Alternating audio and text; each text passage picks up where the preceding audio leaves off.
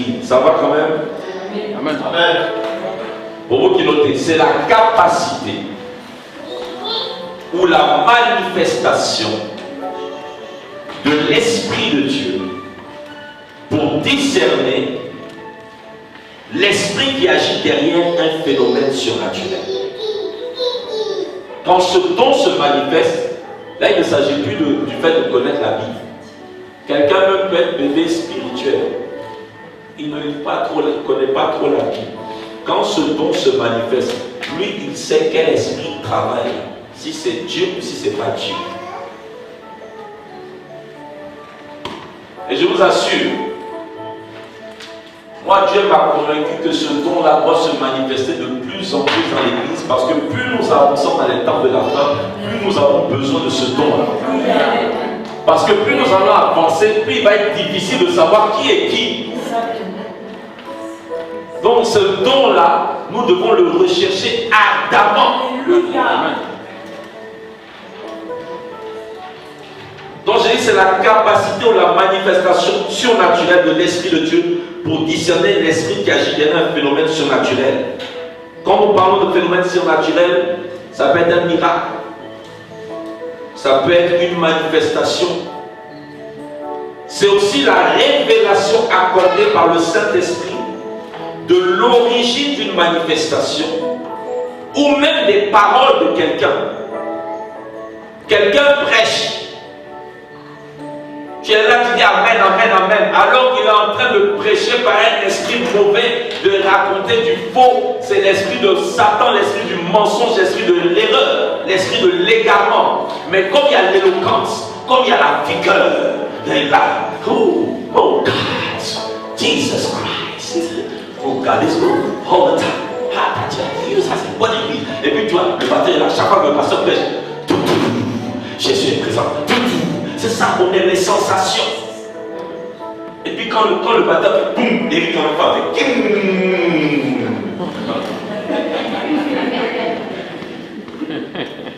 je dis ouais, ça c'est pas les églises des pauvres là, ils n'ont même pas un micro là. Ça s'appelle trompeur, hein, je vous dis la vérité. Nous tous on aime ça. Je ne suis pas en train de dire que c'est mauvais, mais il faut faire attention. Parce que la parole en elle-même est spirituelle. Jésus a dit mes paroles sont inspirées dans Jean chapitre 6 verset 63. Donc une prédication, un enseignement. Parce qu'il y a des gens parfois qui disent oh, tu sais pasteur, ça me fait rire chaque fois que j'entends ça. Tu sais, je suis allé là-bas, mais je ne me suis pas laissé imposer. Je savais que j'étais faux, mais je suis allé là-bas, mais tu es allé là-bas une fois, tu es allé 2 fois, 4 fois. Tu dis non, maintenant je ne me laisse pas imposer les mains. Mais tu ne comprends rien. Je n'ai pas besoin de te toucher. C'est que tu as ce qui sort de ma bouche, qui rentre dans tes oreilles, là. Il y a un esprit dedans. Il y a un esprit dedans. Et pas besoin. Il y a des gens qui disent je ne m'as pas touché. Moi je m'en vais là-bas parce que j'aime bien la louange. Vous n'avez jamais entendu ça? Je vais dans cette église, je sais que le pasteur est faux. Hein. Je sais que cette prophétesse a une fausse prophétesse. Mais la louange est trop douce. Ouh, l'adoration, tu as l'impression de planer. Hein? Mais après, tu sais, moi, mon frère, la parole là, c'est un esprit déjà qui t'a touché. Oui.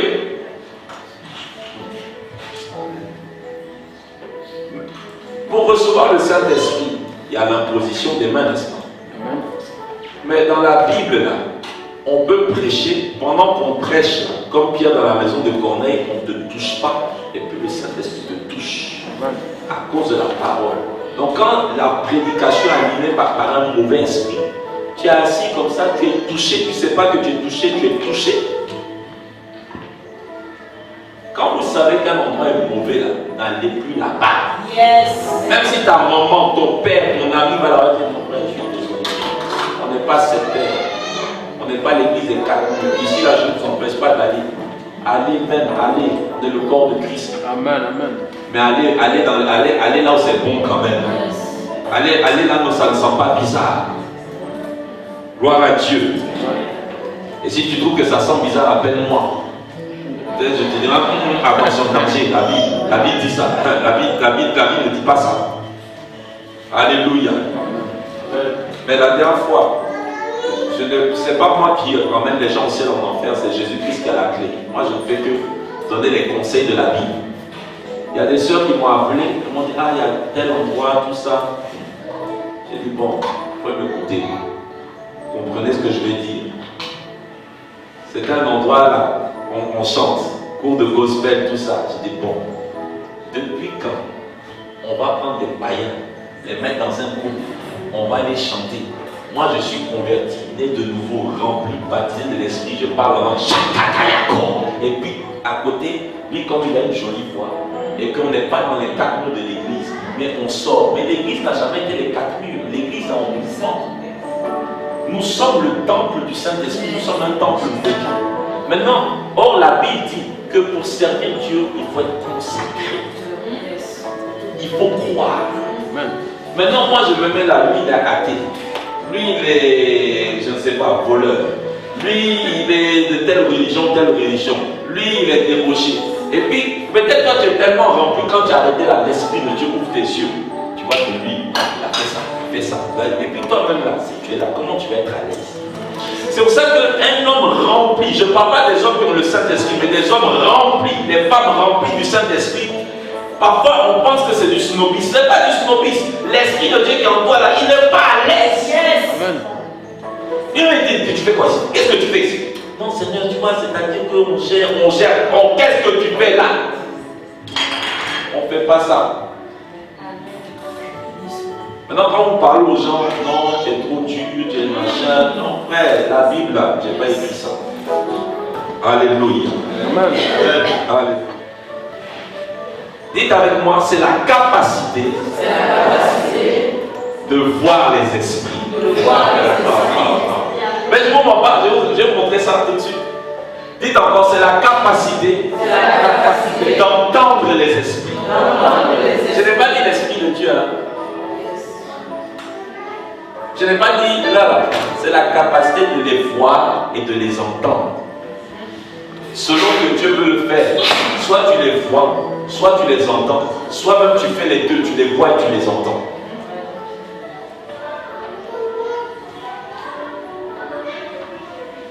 Ça peut aller jusqu'à là-bas. Le discernement des esprits permet de pénétrer leur monde.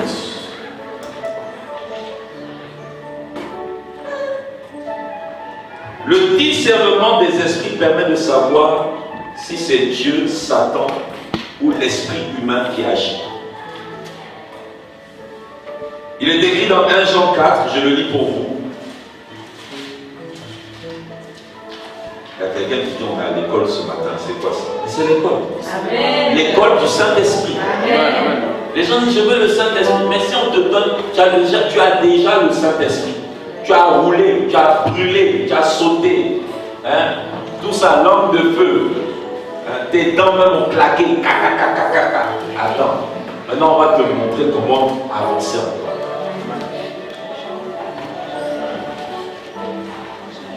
J'ai dit quoi? 1 Jean 4, verset 1. Bien-aimés, n'ajoutez pas foi à tout esprit, mais éprouvez les esprits, pour savoir s'ils sont de Dieu. Car plusieurs faux prophètes sont venus dans le monde. Vous voyez, Dieu dit, il faut éprouver les esprits. Mais ça là, tu n'éprouves pas par le don du discernement des esprits. Tu éprouves par les choses que j'ai dit tout à l'heure. Il faut regarder s'il y a le fruit. Il y a des esprits qui peuvent venir là, qui te font croire que c'est Jésus. Et puis, tu peux, ou bien un ange peut venir. Et puis si tu lui demandes, tu prends ton courage à deux mains, toi tu as le Saint-Esprit dans ton cœur, tu dis pour confesser que Jésus-Christ est ton Seigneur, il ne peut pas. Et c'est ce qu'il dit. Une des techniques, c'est ça. Reconnaissez à ceci l'Esprit de Dieu, tout esprit qui confesse Jésus-Christ venu en chair est de Dieu. Et tout esprit qui ne confesse pas Jésus-Christ venu en chair n'est pas de Dieu. Il y a un homme de Dieu un jour, il a été visité par un ange. L'ange lui donne un message contraire à ce qu'il avait reçu de Dieu un jour. Mais comme la manifestation est glorieuse, il voit la lumière, tout, mais à l'intérieur de lui, il est dérangé dans sa conscience. La voix de l'Esprit de Dieu. Parce que la voix de l'Esprit de Dieu ne va pas tout crier en vous. Il faut avoir un attachement dans l'intimité. Alors il est là et il résiste un peu. Il résiste un peu. Et à un moment il me dit, le Saint-Esprit, le verset vient dans sa tête. Il comprend que le Saint-Esprit lui rappelle la parole de Dieu. Et il dit, confesse que Jésus-Christ est le Fils de Dieu, alors je croirais que l'ange ne parle pas. Confesse que Jésus-Christ est ton Dieu et qu'il s'est manifesté en chair sur la terre. Il ne peut pas dire ça. Je vous dis la vérité. Ça peut arriver un jour, tu es là comme ça, boum, tu as quelqu'un qui est là. On appelle ça une apparition, c'est plus une vision. Alléluia. Amen. Mais ça, tu les éprouves par les techniques de la parole de Dieu. Sinon, quand le don se manifeste là, tu n'as pas besoin d'éprouver. Tu sais que c'est mort. Je t'ai reconnu. C'est pas toi. Je sais qui tu es. Parce que quand le don se manifeste, c'est autre chose. C'est facile. Ce n'est plus toi. Amen. Amen. Qu'est-ce que ce don-là fait maintenant? Ce don te permet de discerner quand le Saint-Esprit est là ou quand il est dans la vie d'une personne. Parce qu'il y a des gens, quand le Saint-Esprit se manifeste, vous avez vu, quand on a lu à Corinthiens 12, on dit il y a aussi une diversité d'opérations.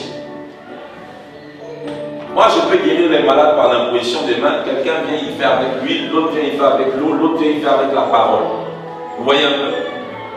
Mais moi, j'ai mon petit orgueil qui me dit que toutes les guérisons doivent se faire comme moi Dieu fait. C'est de l'orgueil. Amen. Donc, je me dis que comme l'autre il fait avec l'huile, l'autre il fait avec en soufflant. Donc je me dis tout ça, vous êtes tous des sorciers. Mais quand tu as le don du discernement des esprits, tu reconnais le Saint-Esprit dans la vie de ton frère. Amen. Ça sans effort, tu le reconnais automatiquement. Je vous donne des références bibliques, ça on n'a pas le temps de tout lire. Matthieu chapitre 3, le verset 13. Jésus-Christ s'en va se faire baptiser. Ça c'est des histoires qu'on connaît par cœur, on n'a pas besoin de les lire encore. C'est le baptême de Jésus-Christ auprès de son cousin Jean. Vous savez que Jean c'était le cousin de Jésus-Christ, il y a plusieurs Jean dans la Bible. Il y a Jean-Marc là, Marc là, il s'appelait Jean, l'évangile de Marc là, il s'appelait Jean. Il y a Jean, le prophète, cousin de Jésus-Christ, qui est le fils de la cousine de Marie, d'Élisabeth, et puis il y a aussi Jean qui a écrit l'Apocalypse. Il y a plusieurs Jean dans la Bible. Maintenant, Jean c'est son cousin, ils ont 6 mois d'écart. Ils se connaissent. Parce que quand vous lisez, on dirait qu'ils ne se connaissent pas. Ils se connaissent très bien. Peut-être que quand ils étaient petits, ils ont joué ensemble. Mais vous voyez la démarcation, le sérieux de Dieu, ici on ne se connaît plus. Il n'y a pas papa, il n'y a pas maman, il n'y a pas enfant, il n'y a pas cousin, il n'y a pas cousine, il n'y a pas oncle, il n'y a pas tante. Ils se parlent comme s'ils ne se connaissent pas. Parce que là, ils sont dans le sacré de Dieu. C'est le business de Papa God. On ne peut pas jouer avec. Ici, il y a les actions vie éternelle. C'est plus que les actions de diamant, tout ça. Donc, il vient. Il dit, pourquoi tu viens à moi? Il dit, ça plutôt toi. Et la Bible dit, il va le reconnaître comment? Parce que dans Jean chapitre 1, verset 32, Dieu avait parlé au prophète Jean, il lui avait dit, celui sur qui tu verras le Saint-Esprit descendre et s'arrêter. J'aime trop s'arrêter. Parce que nous là, il vient, on ne sait pas, il monte, il vient aujourd'hui avec nous. Demain c'est Satan, après demain c'est la chair. Après aujourd'hui on a esprit de douceur, demain on a esprit de gifle. Tout ça là, c'est compliqué. Nous on est compliqué. Compliqué. Mais quand c'est Jésus là, il s'est arrêté. Il dit ça là, c'est la vraie maison. Oh, quelqu'un avec moi, Jésus est le vrai Seigneur. Jésus est le vrai Seigneur. Alléluia. Amen. Quand il est venu, esprit de douceur, esprit de paix, esprit de pardon, esprit d'amour, esprit de sagesse, esprit d'intelligence, de conseil, il a envahi ça là, proprement. Et il dit, donc Jean, il a vu l'esprit sous une forme de colombe, ou d'autres diront, avec l'élégance d'une colombe, parce que littéralement il parle vraiment d'une colombe, mais comme une colombe. Mais quand il a vu ça, il dit c'est plus mon cousin. Celui-là c'est plus le cousin. Et puis il lui parle maintenant avec révérence. Il dit je ne suis même pas digne de délier la courroie de tes souliers. Mais il a discerné l'esprit de Dieu. Dites à moi Seigneur, aide-moi à discerner le Saint-Esprit. dans la vie des autres. C'est parce que les autres n'ont pas pu discerner le Saint-Esprit comme Jean l'a fait, ils ont insulté Jésus. Mais quand tu discernes le Saint-Esprit, tu ne marches plus par le témoignage de il paraît que, il a fait que, tu te dis ça, bon, il y a les défauts humains, mais le Saint-Esprit est là-bas. Laissez-moi tranquille dans vos conversations. Oui, je vous dis, parce que le Saint-Esprit là, il descend sur des gens imparfaits. Il n'y a personne qui est parfait. Merci. Nous sommes tous des pécheurs qui péchons de manière différente. L'autre ment, l'autre vole, l'autre se masturbe. On dit non, quand tu te masturbes, c'est enfer. Mais dans la Bible, on dit le voleur aussi ne va pas se voiler de Dieu. Dites-moi, lui, il a le péché. Mon ami, attention, hein. Attention. Ouais. Même si tu es dans un avion, il y a first class, première, il y a business class, et il y a, j'ai pas dit classe éco. Ce qui est sûr, même si tu as un péché économique, tu as un péché business, tu as un péché first, tout ça c'est même destination, enfer. Est-ce que vous me comprenez? Parce que nous, on dit comme son péché est plus choquant, mon péché est moins choquant, mais on est dans le même approche. Ce qui est sûr là. Première classe, tu manges foie gras. Dernière classe, on mange sandwich. On arrive à la même destination. C'est pour ça qu'il y a le principe de la paille et de la poudre. Même si moi, je n'ai pas une poudre, que j'ai une paille, la paille, là, la Bible dit, on va la brûler. Vous n'avez pas dit ça? Il prendra son air et il brûlera la paille. C'est que ce que vous appelez petit péché. Non, moi, le frère de l'église, il pêche plus que moi. Oh, le pasteur a péché plus que moi. La Bible dit, même la paille, on va la brûler dans le feu de la chair de l'enfer éternel. Donc tu as intérêt à discerner que parfois, il y a un frère qui peut rétrograder, mais il a aussi reçu le Saint-Esprit comme toi. Et il va revenir. Parfois il n'a pas rétrogradé, mais son péché a été connu là où ton péché est demeuré inconnu. Ça va, Lévis. Aussi, motivez-moi pour le faire.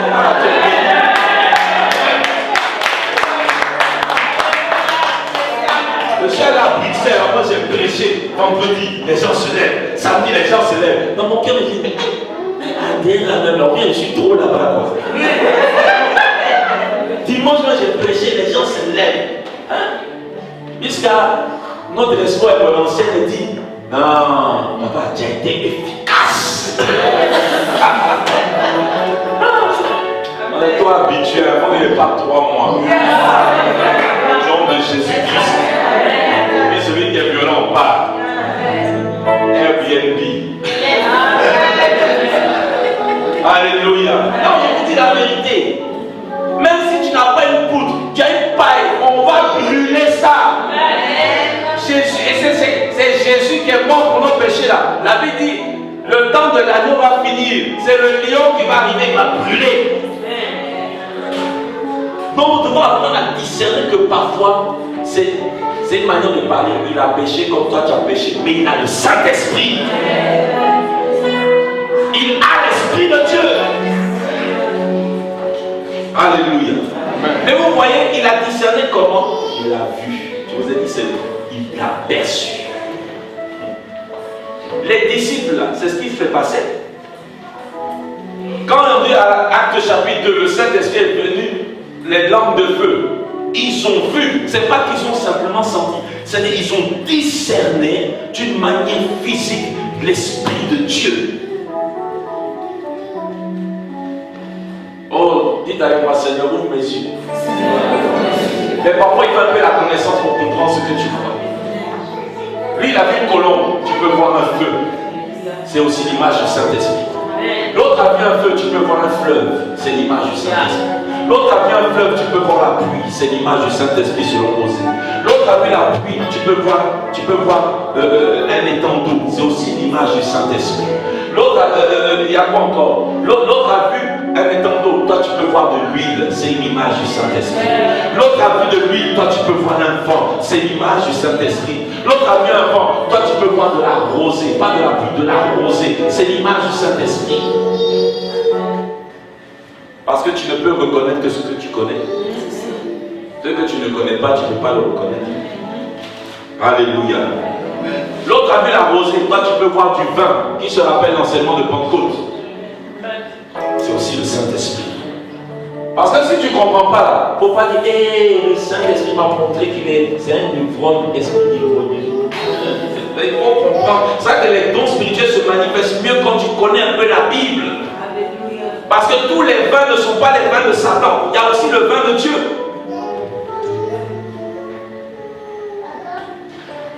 C'est ça qu'il faut discerner par la révélation de Dieu. Dieu peut te donner une vision, tu vois quelqu'un qui a un verre en train de boire comme ça. Tu dis, oh, Dieu m'a révélé le frère, on va te dire. Alors que peut-être dans l'esprit, ça peut signifier quelqu'un qui est en train de boire le vin de l'esprit de Dieu. C'est pour ça que quand tu es charnel là, tu peux même, Dieu te parle, mais toi tu défends ce que Dieu t'a dit. Amen. C'est pour ça que Dieu donne une vision au prophète Jérémie et après il dit décris-moi ce que tu as vu.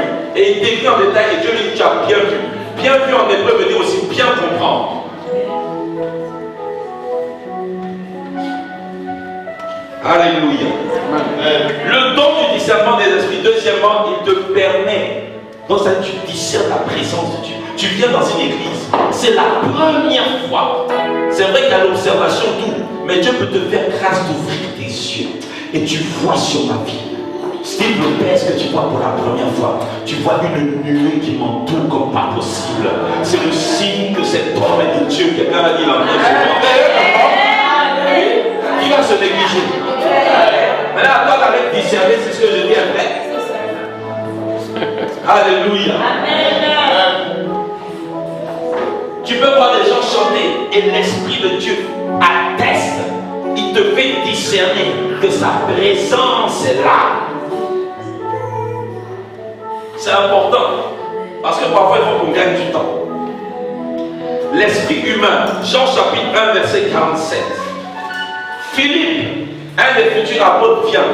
Il voit son ami Nathanaël. Vous connaissez cette histoire. Il dit à Nathanaël, Nathanaël, on a trouvé celui dont Moïse a parlé et dont tous les prophètes ont parlé. Il s'appelle Jésus, il vient de Nazareth. Nathanaël dit Nazareth. Parce que, je vais vous expliquer un peu, Nazareth. Attends, je n'ai pas envie de citer un nom de quartier. On va faire un mix. C'est comme si tu habites à Grigny, la Grande Borne, mixé avec Bagatelle à Toulouse, mixé avec les quartiers nord de Marseille. Tu vois un peu, tu mélanges ça. Quand on dit que tu habites là-bas, là, on dit qu'est-ce qui peut sortir d'un coin pareil? Est-ce que vous comprenez? N'est-ce pas?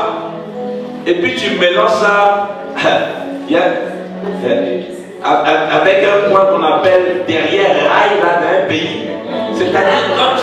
Et puis on dit tu es né là-bas, tu es allé à l'école là-bas.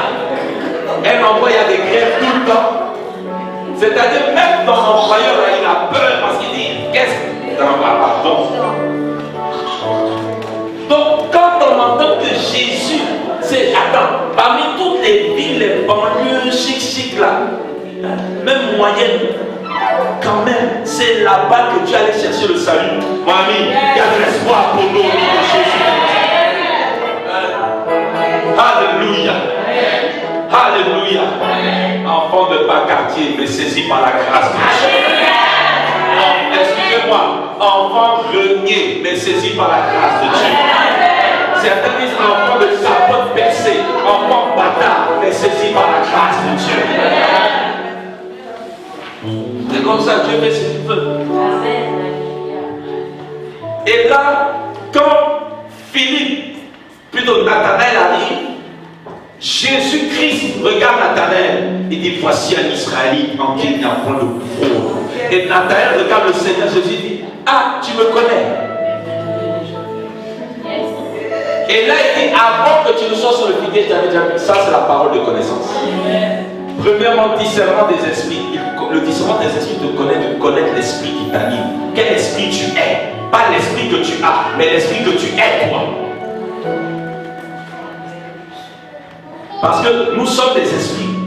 Donc, c'était, sans faux aïe, c'était Nathanaël, c'était quelqu'un de vrai, c'était quelqu'un sans mensonge, c'était quelqu'un de pur. Donc Jésus a vu son esprit. Et vous savez pourquoi c'est vraiment important? Il dit, voici un gars avec qui je peux travailler. Ça, c'est pas les gars qui vont m'insulter par derrière. Quand vous avez le don du discernement des esprits et que Dieu vous fait grâce, parfois même pour un business, comme Dieu a besoin d'argent, il dit non, vraiment, il ne faut pas qu'on garde le business là. S'il te plaît, je vais te discerner le cœur du gars là, pour le chasser. Il va faire rouler ta société. C'est-à-dire que même les gens ne comprennent pas comment toi-même tu fais pour recruter les gens, parce qu'il n'y a pas une logique au niveau des CV. Mais il y a une logique au niveau du discernement des esprits. Vous voyez un peu que Dieu me donne un discernement des esprits très fort. C'est pour ça que parfois même vous dites à certains pasteurs, mais pasteur, on peut inviter celui-là. Il dit non, il faut laisser. Mais pourquoi?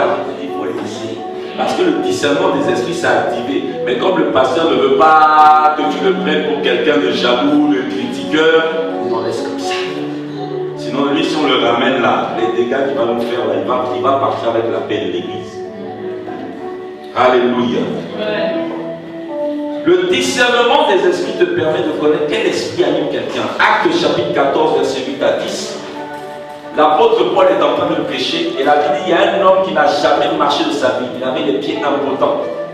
Et l'apôtre Paul le regarde et l'apôtre Paul voit qu'il a la foi. Ah, est-ce que la foi ça se voit? Il voit spirituellement que cet homme-là a la foi. Donc il voit que cet homme n'a pas l'esprit de, mais son esprit est un esprit de foi. Et devant tout le monde, Paul va crier, lève-toi! Et le gars, il s'est levé comme ça, il a commencé à marcher. Le Saint-Esprit, il peut vous discerner que ça, c'est quelqu'un de... Il a un esprit colérique, il a un esprit patient, il a un esprit doux, il a un esprit de chien. Il cavale à gauche, à droite, il ne peut pas rester calme avec sa femme à la maison. Elle a un esprit rhinocéros. Il ne faut pas la marier maintenant, elle va te piquer, c'est pas bon. Non, je vous dis la vérité.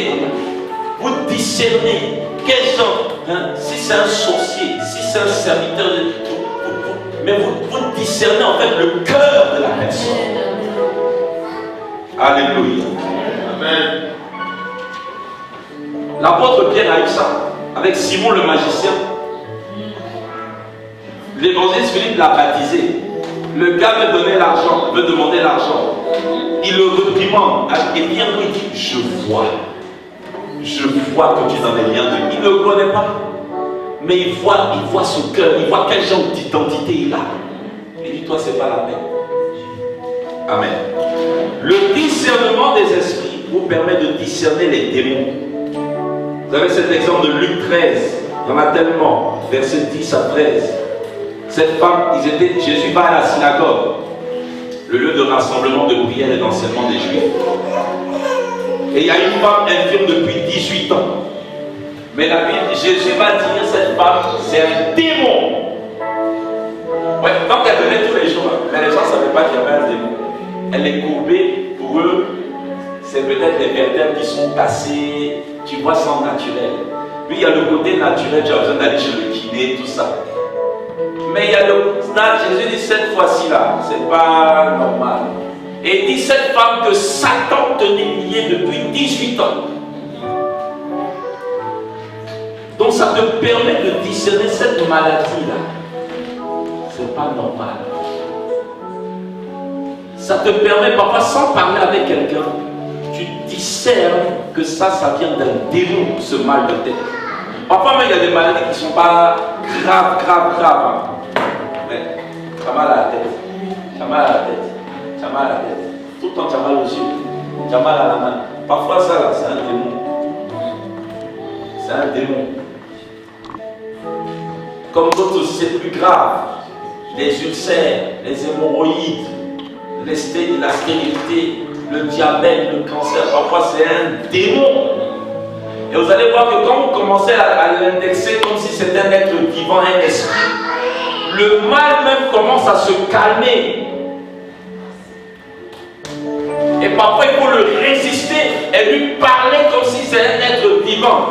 Je t'ai détecté par l'Esprit de Dieu. Regardez Jésus même. Il commande aux malades, il guérit les malades, mais il y a des moments il parle à la maladie comme si c'était un être vivant. Parce qu'il avait ce don-là en puissance. Il savait détecter quand un démon est caché derrière une douleur. Parfois il y a des gens qui sont au chômage parce que c'est le temps de chercher. Après il y aura le temps de trouver. Mais parfois là, c'est le démon de chômage. On va l'appeler comme ça.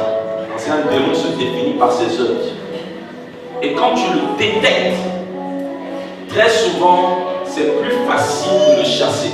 Et parfois aussi, Dieu vous montre ça, mais vous doutez dans votre cœur. Parce que tous les dons, il faut un minimum de foi. Non, est-ce que... démon de chômage, là, c'est bizarre aussi, hein? C'est quoi ça? Bon, c'est tu ne perds rien. Il faut le menacer. Le don, très souvent, le don de foi ou de miracle pour déplacer la montagne. C'est pour ça que je vous encourage, ne demandez pas qu'un seul don. Demandez à Dieu de les opérer comme il veut en vous. Alléluia. Parce que parfois, quand ce don se manifeste, il arrive que vous voyez, tu dis attends, je vais appeler le pasteur. Mon ami, il y a une onction là où tu es, dis amen. Amen. Le temps que tu m'appelles, que je t'explique, que je dise bon, ok, ma soeur, on va venir faire une prière chez toi, l'onction va partir. L'onction est sur toi, l'onction de Dieu est sur toi. Parfois, quand Dieu te montre comme ça, c'est-à-dire que le Saint-Esprit est avec toi. Amen. Quand c'est comme ça, il faut te lever, pour que tu vas sortir d'ici aujourd'hui. Je vous dis. Parce qu'il y a des moments là, quand tu ne fais pas la chose au moment où Dieu te montre, ça part. Alléluia. Ce don te permet de discerner les anges. Amen. Acte 27. Paul est dans un bateau. Il y a une grosse tempête. Un ange de Dieu vient lui dire, Paul, Dieu t'a réservé tous les gens du bateau. À cause de toi, personne ne meurt. Ah, à cause de moi. À cause de moi. Dites à cause de moi. On dit à cause de toi, Paul. Mets ton nom à la place. Dis à cause de moi, Steve Lopez. Il y a des gens qui ne peuvent pas mourir. C'est-à-dire qu'on est là comme ça, on nous néglige. Je suis ton blindage. Je suis ton armure. C'est pour ça qu'on n'a pas intérêt à se diviser. Mais oui, vous savez pourquoi Satan la division?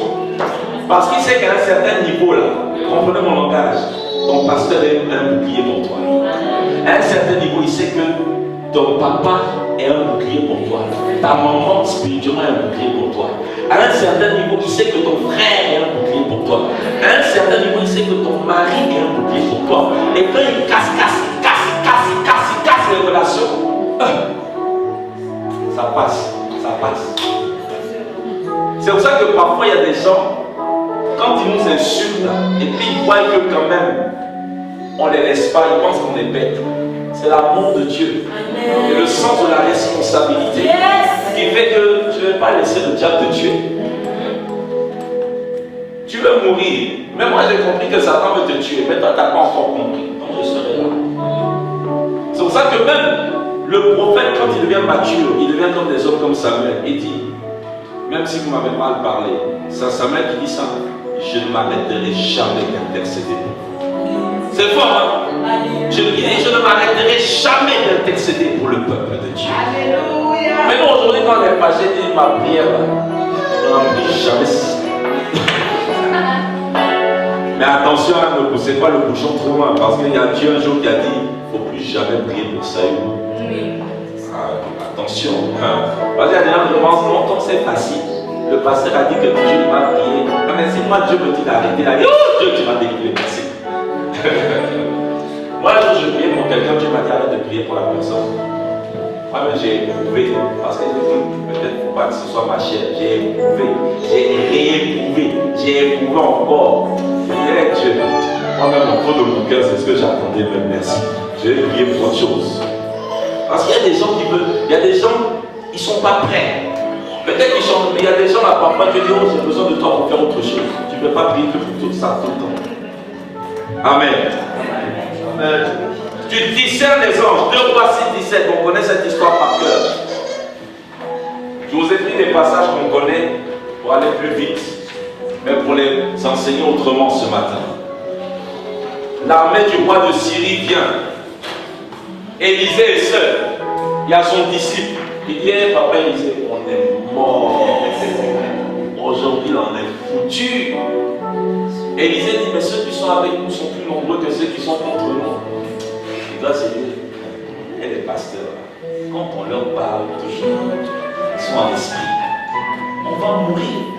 Et il dit, Seigneur, ouvre les yeux de mon serviteur et voit toute la colline remplie de chars de feu. C'est le don de discerner comme Dieu est avec vous.